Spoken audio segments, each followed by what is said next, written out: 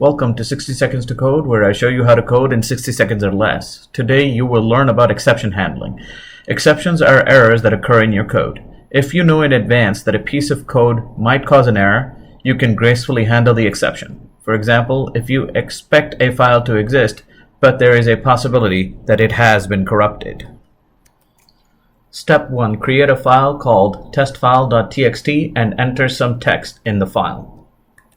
Step 2. Create a file called exceptionhandling.py and in line 1 type try: This try block will contain the code that you suspect might cause an error.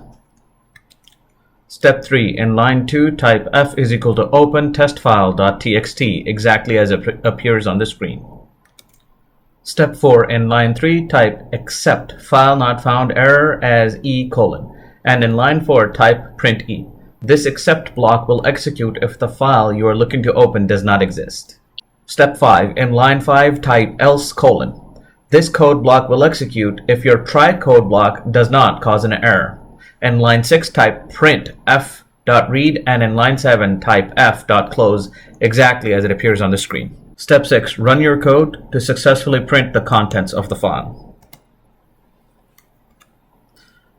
Then try introducing an error in your code by changing the name of the file in the open function and then running the code again.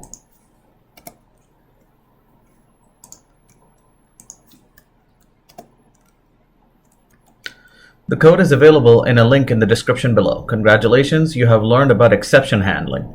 For your homework, create a different error in your code and write a different except block to catch that error, and try to code a little every day because code is life.